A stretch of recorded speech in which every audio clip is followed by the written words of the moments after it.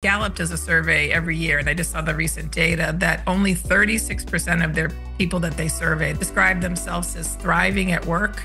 And that's a terrible number. If you don't prioritize your time to set out to do what you want to do, to execute on your personal strategy, then how do you feel 5 years in, a decade in, and you haven't got to it? What is the benefit of an individual and an organization both seeking value along this meaningful work journey? Hello, my name's Anthony Veal, and I'd like to welcome you to the Full Circle podcast. Today, we're going to talk about should work be more than a means to an end? And this conversation will be had with Karen Dillon, who's done some amazing work, and my fellow partner, Sherry Penner. I had the pleasure of sitting down with them and talking around how within this changing world we're able to find our purpose and meaning in what it is that we do. So thank you again, and hopefully you enjoy this episode of Full Circle.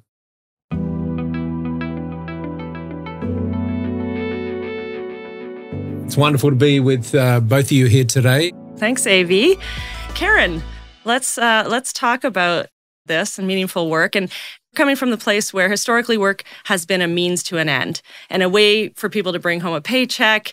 But lately it feels like the workforce feels differently about that. There's a survey that Deloitte did that found that 94% of millennials believe that companies should prioritize making a positive impact on society. So this is signaling a shift towards valuing meaningful work aligned with personal values and maybe social impact. So a question for you is, how has this evolution of the workforce and the evolution of the workplace impacted the way that we think about what we're getting from our jobs today? Well, I would look at that as a positive, right? We don't have to just work to eat and live. We can choose to spend our time, the majority of our waking hours by any measure, doing something that we feel like is making the world a better place or contributing to other people making the world a better place. I think it's a really wonderful development, but that doesn't mean it's easy to do. But that's important to recognize that we have the ability now to make choices and be our authentic selves at work in a way that will also make us better people and make other people better people. I just think that's a great development, but have something you have to think about executing well. Yeah. And we talk a lot about other factors that are coming with the new workplace environment. Return to office is a common topic I come across as well, and how important is that to ensuring that new hybrid way of working or that new workplace arrangements are playing into purpose? Have you got any thoughts around that? I think it's a hard one to navigate, especially for organizations that did have entirely virtual or largely virtual during the pandemic, coming out of people's expectations, being that flexibility. But I know from my own work and my own research that some common in-person time to collaborate and be with colleagues who are on the same page as you, or to get them on the same page with you, is a really important thing to make sure you have in the workplace in some form. So I think those kinds of connections that are incidental and that require in-person eye-to-eye conversations are important to kind of keep in the work, even if you're trying to navigate hybrid. Hybrid gives you the ability for people to feel okay about where the role work plays in their life and where they're working and how they spend their day in some way. But I think we need to make sure we're still having the very important human connections that are essential, I think, for the great workplaces to really feel like they're pulling in the same direction towards the mission or the purpose. I think you need to do both.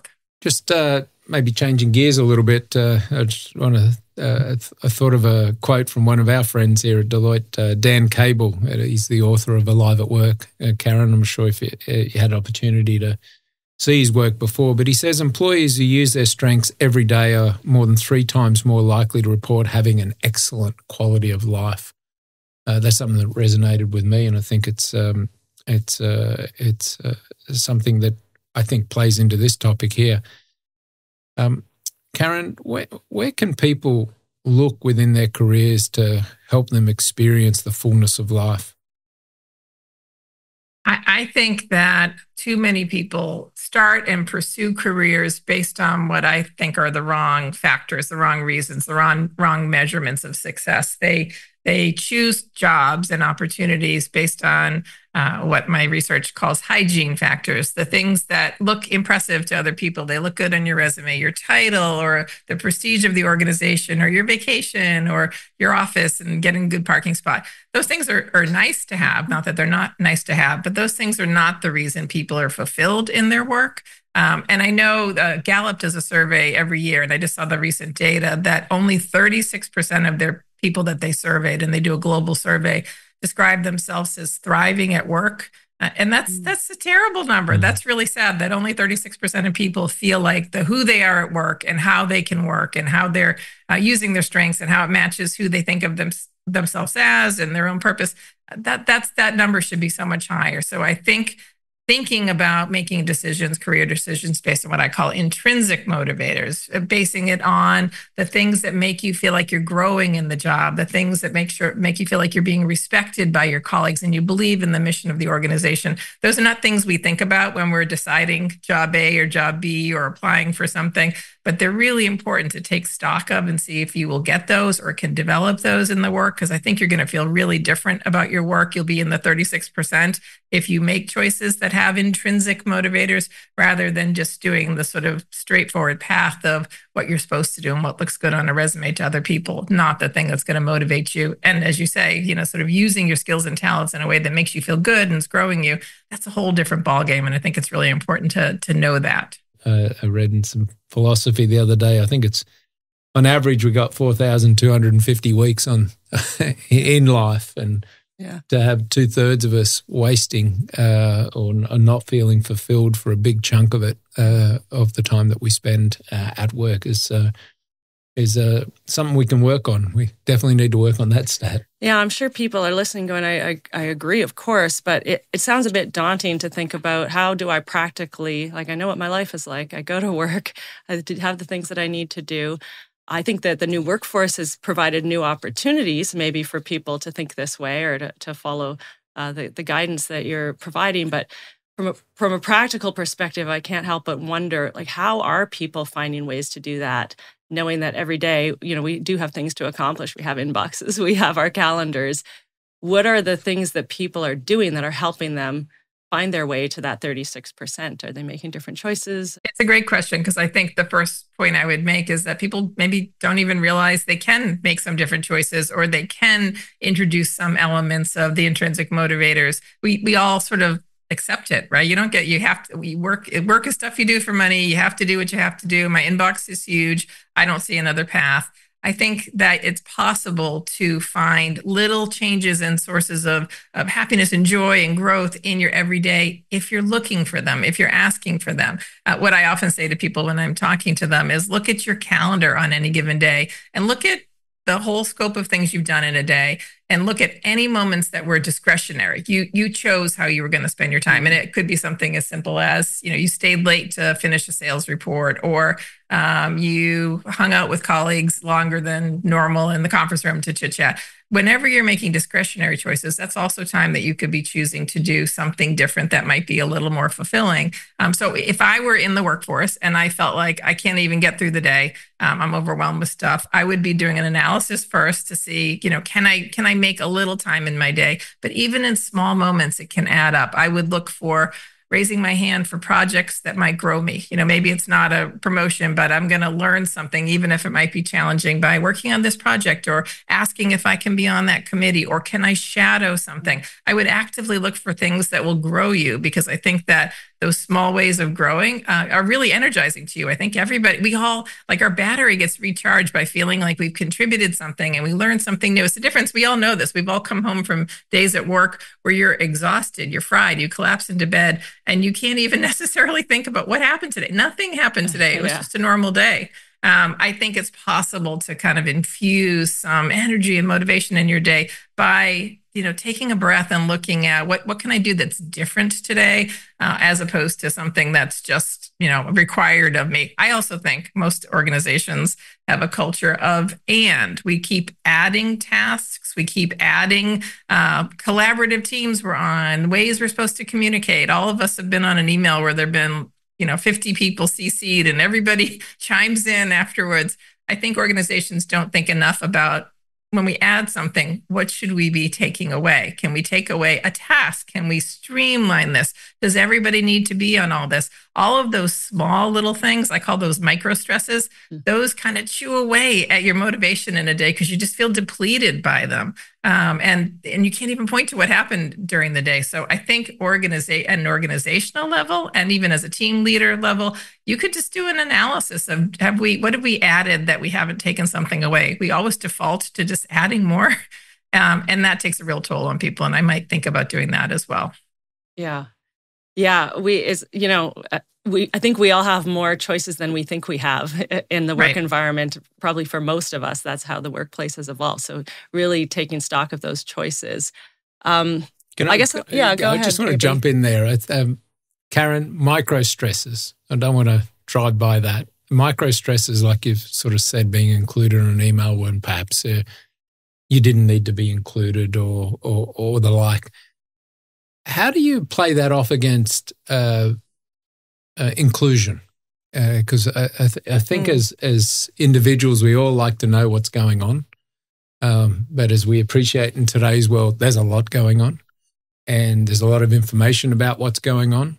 Half of that information is known to be not correct, which can get quite overwhelming. So any advice for the listeners on how we juggle between creating micro stresses and how do we, promote, important values around inclusion? So any perspective on that? In our research, we actually looked at an organization that did something really simple that made a huge difference. The team estimated they saved hours of work.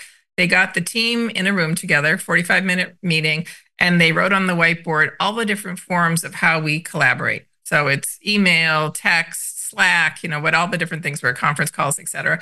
And then they created 2 columns, one for practices we want to continue and practices we want to discontinue. And they just agreed as a team. So email, we are agreeing as a team, the leader, I'm agreeing that when you're CC'd on an email, there is no need for you to reply. We expect you've read it. It's no problem. We agree that when we send emails, we will have the subject line be really clear. We will have no more than 1 page of bullet points. If it's longer, it needs to go as a memo or meeting. If we agree, if we sense disagreement, we stop emailing immediately and get together in person. You just create different norms of how you communicate and collaborate so that where everybody knows this. Somebody's a late night emailer, somebody's manager is a late night emailer, and everyone panics about, I have to look like I'm still engaged and I'm on, or I have to do this first thing in the morning. People to have the simple, the footer in their emails that says, I am writing this at a time that's convenient for me, but I don't expect you to respond until it's convenient for you. Just setting the tone. I think so many small things are unspoken, and it's because everyone's trying so hard to do the right thing, to be a team player, to be part of it. I think you could take some of that down by just kind of communicating better about what our expectations are. And the team can agree whatever its version is, but then, Slack's the most important. When we're slacking each other, that means I need you to look at it now. Everything else, it can be lower priority. Those kind of conversations can happen at a team level, and they can certainly happen at a leadership level too, setting some norms. I will come to you with anything important that's happening here. I'm going to come to you in a video so you know exactly how I said it. Whatever your version of it is, people can kind of come to expect. They understand the rules of how we communicate and include people without it creating more micro stress for them. Clearly, individuals are responsible for their own journeys, but organizations have a role to play too. And you're starting to allude to what are the types of things that we can do. But maybe I'll ask you to expand on what an organization can do, and also, level set us around what is the benefit of an individual and an organization both seeking value along this meaningful work journey.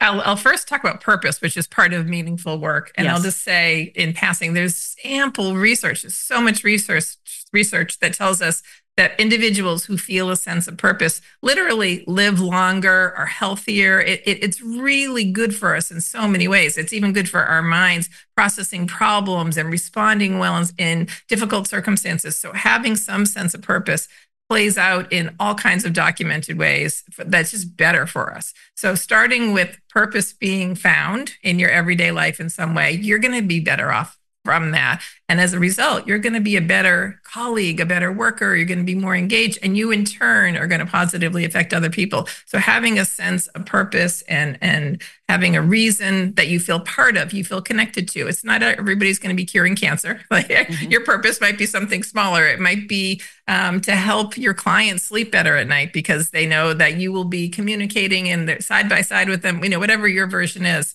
But I think it's so important to recognize that matters, and it really matters in sort of profound physiological ways.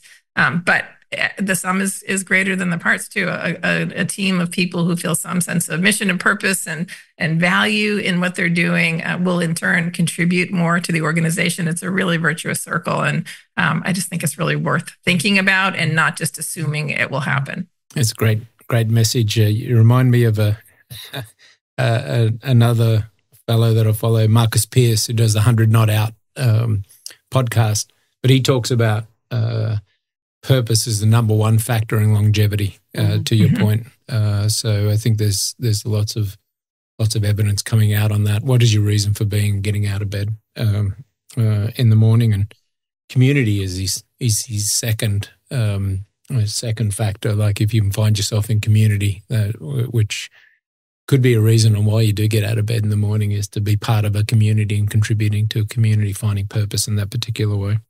Yeah. While we're on purpose, interesting as organizations, when folk hear purpose, they think of philanthropy and volunteering and the like. And I've often sort of said that's a pretty easy thing to do as an organization, make time available for your people to do things outside the office, community things outside the office, write a check to support a particular cause, charity or otherwise.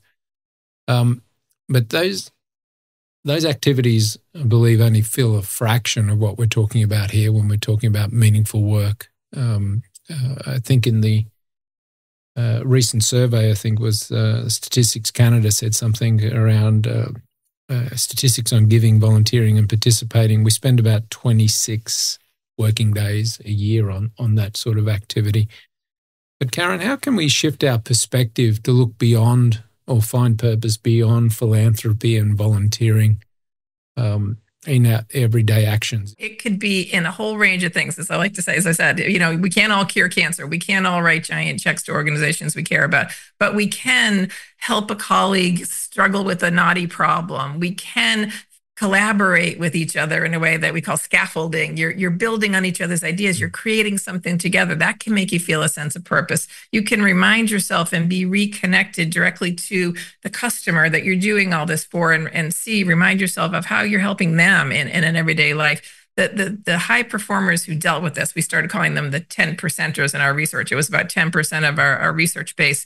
They looked for purpose every day. They just, in small moments, connecting with another human being, is here taking 5 extra seconds to hear about somebody's weekend or offer them condolences, just connecting in a way. They mentally were aware that they were finding some small purpose in that moment, and connecting with other people almost always was at the source of it. So even when you talk about 26 days, I think you said working on philanthropic opportunities, for me, of course, it's wonderful to be putting some of your energy behind something you care about. But the bonus of that, which you can find in other ways too, is that you're also connecting with other people who share your value or care about the same thing. And that has value. Just that human connection with somebody else is an element of purpose in addition to the time you're spending. So if you're only looking for it as outside of your everyday, and you're not sort of seeing moments and seeing the world a little bit differently in your everyday, you're going to miss what can be a really important source of purpose, which we talked about how important it is literally physically to you and in so many other ways. So you have to be looking for it.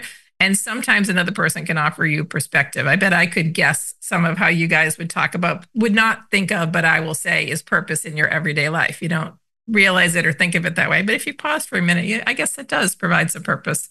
It has real value. Karen, on that point, to try and find purpose, just ask the question, if I wasn't doing this, who's going to be worse off, right, or what have you? And when you do that and and a lot of this in my opinion, has got to do with time, making space where you can actually sit back and ask that type of question of yourself. But good counsel there, Karen. Thank you. Yeah.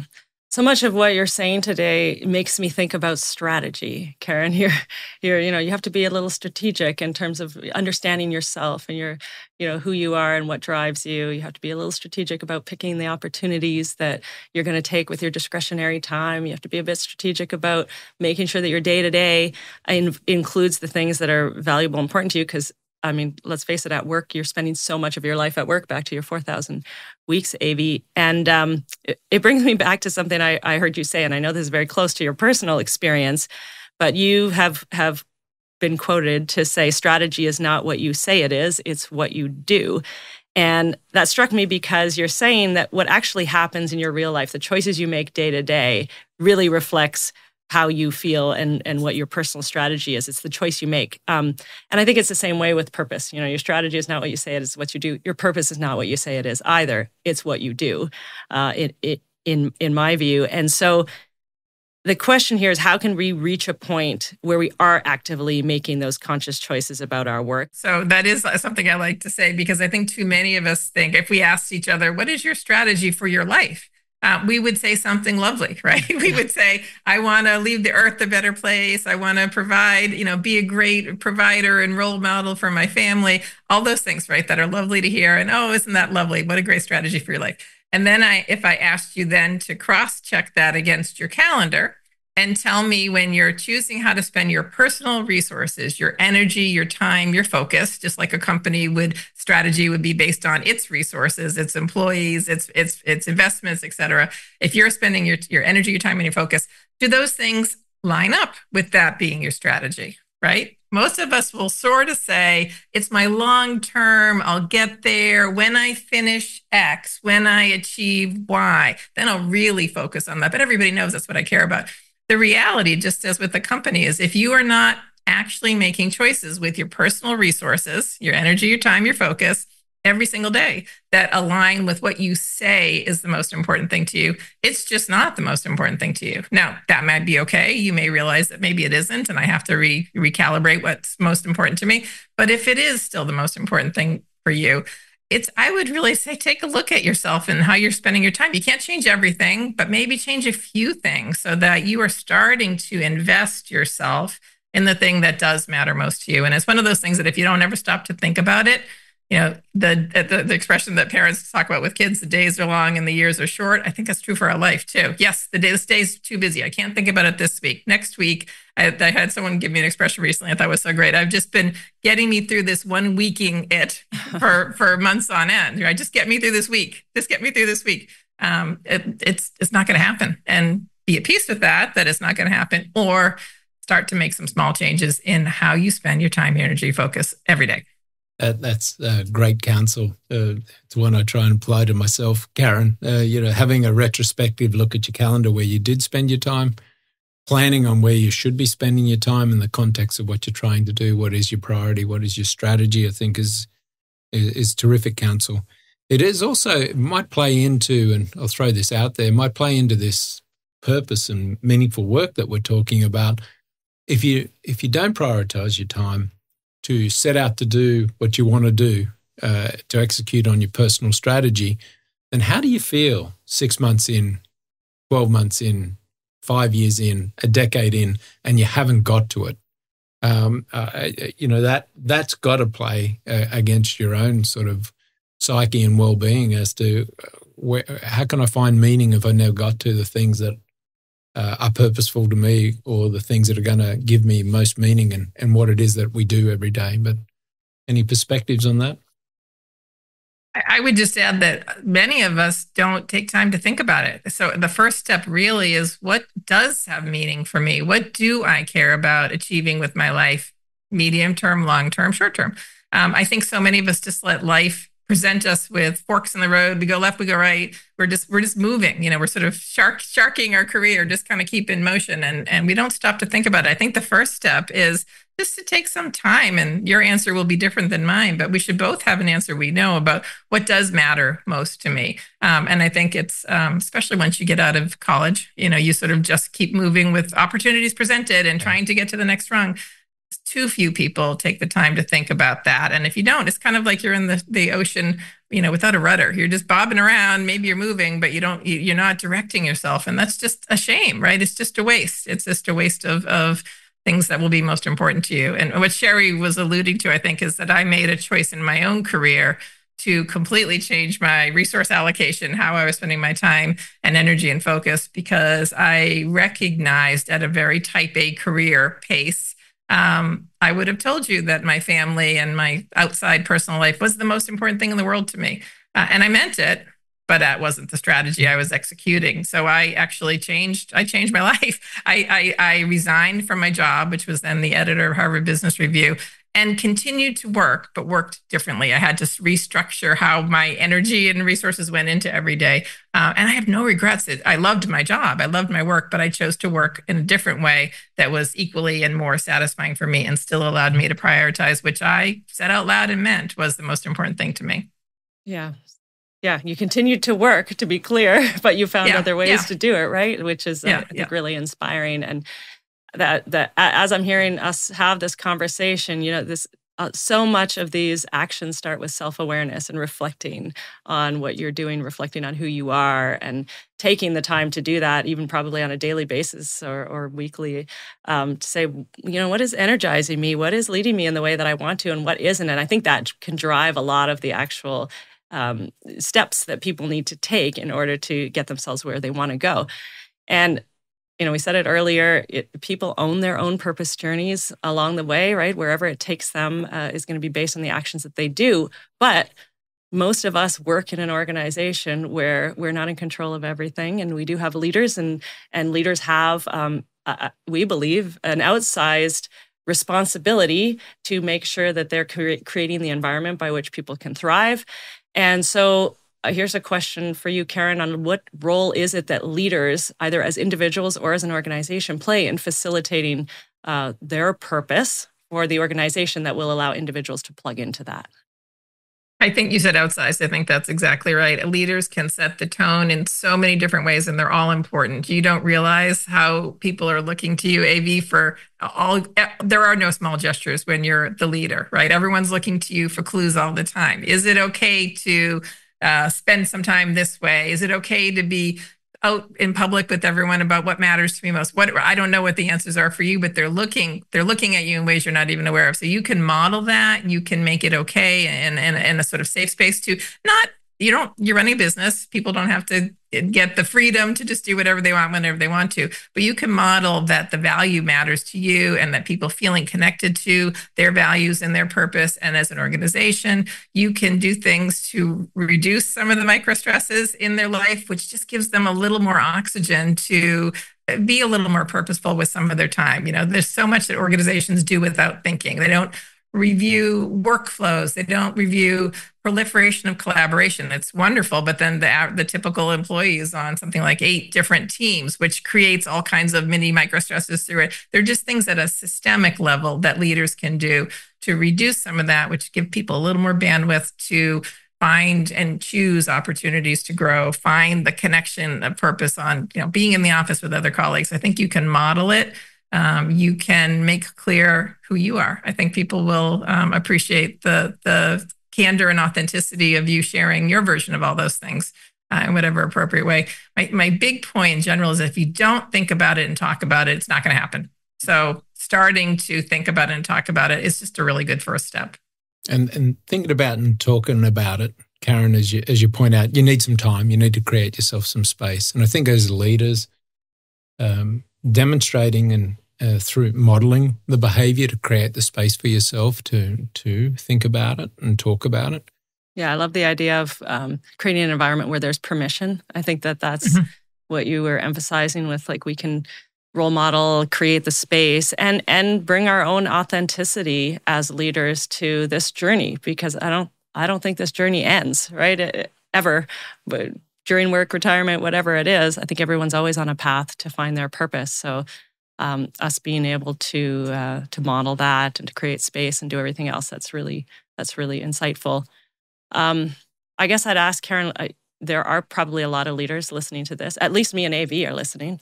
So, so we'd love to get your best advice on like what we can do tomorrow. Well, I want to just praise you both for the point about authenticity. I think that it goes so far. That's so high leverage for people to see that you are your authentic self, however you need to express that. That gives permission for people to be their authentic self. When you free people to be their authentic self, that all those good things we talked about become more part of how they work. So just wanted to praise that. I would do the calendar exercise, honestly. I would actually literally take a patch of time that's normal. Don't pick the most extraordinary, best or worst. Pick 2 months. Do a quick, just skim through your calendar. And before you start doing the calendar skim, write down what you think were your priorities or should be your priority, that you wanted to be your priorities, the things you care most about in that time. And then do the calendar exercise and see how close you came to it. And if you came to it, pretty well reflects what you believe is the most important thing to do as a leader or as an individual contributing to your organization, yay. If not, then I think you want to sort of start practicing what you preach, try to make some changes and let people know the changes you're making. Even for leaders, like I think literally taking some time on the calendar, I'm guessing, if I'm going to guess that this is true for you, it's true for so many leaders. When do you really give yourself reflective time to think about strategy or big cultural changes you want? You kind of work them in and respond to things you want to, you mean to, but they never really happen on the calendar. Think about the things where you could have the highest impact on your organization and give yourself some time to think about and do that. People will know you're doing that and that will reflect really well. So I would do the calendar exercise for yourself. And it's just for you privately. Be honest. You don't have to fool anybody. You don't have to say. Don't have to tell anybody what the outcome was. Exactly. It's what I did for myself, and I didn't like my answer. And okay, so what am I going to do about it? And that's the start. And then I would also look for at the manager level, how can I reduce some of these stresses on my team so that they're able to even take a breath of oxygen and think about where could I grow a little bit? Can I connect with other people in a way that'll make me feel purpose in everyday life? Is it possible if we were taking a blank piece of paper, we would structure this a little bit differently or protocol this a little bit differently or change the way we work together? I think you can go really far with some small changes too. I think I said before, I love the calendar thing. I actually encourage others to color code particular. My calendar has about 8 or 9 colors in it. So I can quickly do that calendar review just by looking at the colors. When you go back and go, oh crap, I've spent too much time in yellow and not enough in green or blue or what have you. The other thing that I do, and maybe it's just me because I'm thinking quicker cycles perhaps, but I review it every 100 days. And I do it across something I learned here at Deloitte, the dimension of time, the folk that you're working with, like talent around you, and the relationships that you need to, deliver what you have to do in your work, but also play into purpose and make your work more meaningful. But every 100 days or so, I'd revisit that with an objective, authentic, credible, I call it bystander, who can call me out and sort of say, hey, that's not exactly what you said you were going to do. And I find that keeps me, that in the calendar exercise keeps me on track to do what it is I want to do. But I'd be lying to you all if I didn't say that I get out of balance quite often in that regard. And it's that 100-day sort of circuit breaker, if you will, that keeps me focused to at least give it another shot. Only 100 days in, not 10 years in. So that's great, right? Because now you're still in a position to change something, right? You're not into 5 years of bad habits and bad patterns and bad choices that you have to completely overhaul. I think that's great. You can calibrate. That's a perfect time to do it. Indeed. And for me, I mean, I'll just throw in I find reflecting at the end of the day on what energized me today, made me happy, made me unhappy, and why, so that I can make better decisions or different decisions tomorrow.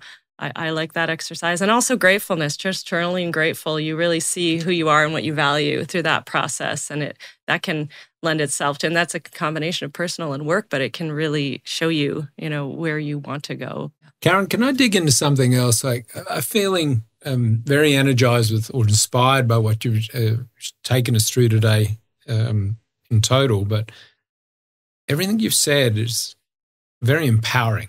Like it's within our purview to be able to, notwithstanding your comments on the hygiene factors, but it's very empowering for us to find that space to determine, to go through those little disciplines that we talked about. But, did I take that? Am I reading this conversation right as to this is a very personal thing and it's within your control to find what meaning and purpose is for you?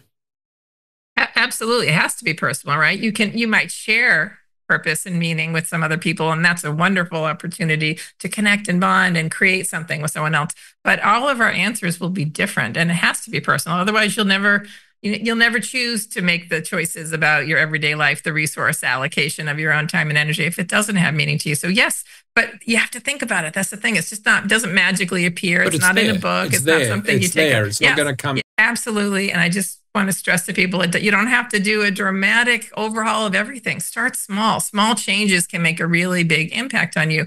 There's lots of social science research that will tell us a negative interaction will have up to 5 times the impact of a positive one. So if we take out some of the things that are draining us, or if we can change some of the negatives, we're creating so much space for adding some positives, for choosing to do things that add the kind of intrinsic motivators for us. So I do. Start small, but even small changes can make a really big difference. And if you don't start, it's never going to happen. That's the key thing. And you won't be able to say what you care most about. And you'll be outside of the 36% who are thriving at work if you're not consciously making the choice. But it's personal, and you have to chart your own journey. But it's possible. It's very possible. And I think with that, great counsel too. There, what is it? Start small. You can you miss small, so to speak. You got it with momentum of achieving your small little things. I guess you can grow into bigger things, bigger promises that you make as to how you do that. Yeah, I'm hearing just look for it. Constantly look for it and constantly try, and you will get there. I hope you all try it and do it. The small things can make such a big difference. It can be really life-changing in a way you hadn't expected, just making some small commitments to yourself and therefore the things you care about. So we talked about the importance of leaders modeling the behaviors, if you will, creating the time, bringing perspective to help others find their meaning and purpose. What should others look to their leaders about to help find their individual purpose? So you got any advice for engaging others in that journey? I think so many negative things happen at work because we don't communicate well. We make assumptions. We are misaligned with good intentions, but we're so busy and we're moving so quickly that we're not on the same page in some way that creates stress for us. So I think finding ways to have good, candid conversations with your leaders, whatever position you're in, and sort of asking of them what you need in return, sort of sharing feedback for them that will be helpful to them. I think just so much can be solved by communicating in a constructive, positive way, communicating everything from, I've got 17 priorities on my list right now. Is that okay? Do you want me to have 17? And this is the order I have them in. Can I keep up with it? And maybe together you can kind of craft a path forward. I just think opening up the lines of safe communication that's positive can go so far. I love that, Karen. And when you talk about the and, what's coming off, I think that 17 priorities is a great conversation to have with your leader to say, okay, you want the 18th priority? Which of the 17 gets compromised? For instance, that's a wonderful conversation to have, but not enough of us, well, in my experience, have that conversation. We just keep on taking it, and then 18 becomes 19 and 19 becomes 20.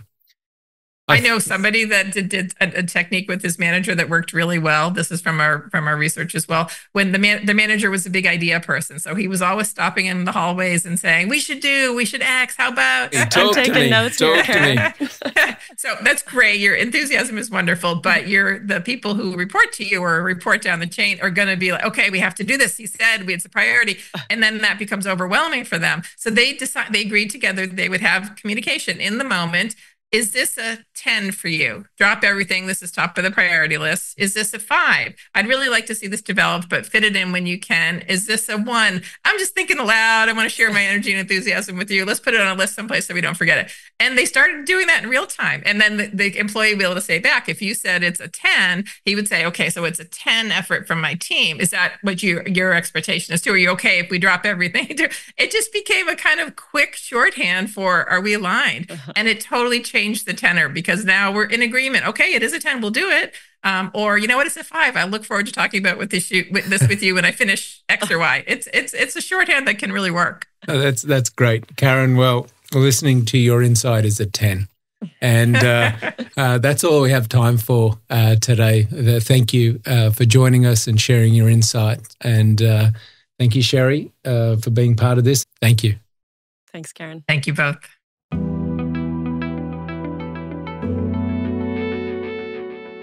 And what do you think, Sherry, as a listener, if there's one thing, what should they take away from what we just heard? Yeah, I think as a listener, I really like this idea that you have to, think about it every day, that you can choose small things to do. Like, I don't think that this conversation is about, making wholesale changes and completely upending your whole life in order to pursue the one big thing that is your purpose. I think it's about taking steps forward every day, doing what works for you, reflecting on things, making small changes, noticing when you're doing something that feels purposeful and aligned with your values, and trying to do more of those things. She made a point at the beginning that, with our discretionary time and our discretionary choices, and if we're honest with ourselves, I think we have a lot of discretionary choices and time. In a world where a lot of things are chosen for you, and this is within your own control, and I was very inspired from that empowerment element of her work in particular. So there's work to be done.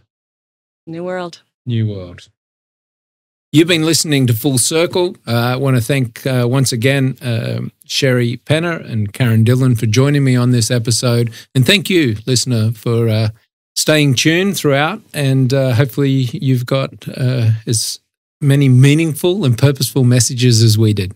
Thank you. You've been listening to Full Circle with Anthony Veal, an original podcast from Deloitte, Canada. Rate and review this series on Apple Podcasts, and if you haven't already, don't forget to subscribe to Full Circle on your favorite podcast platform.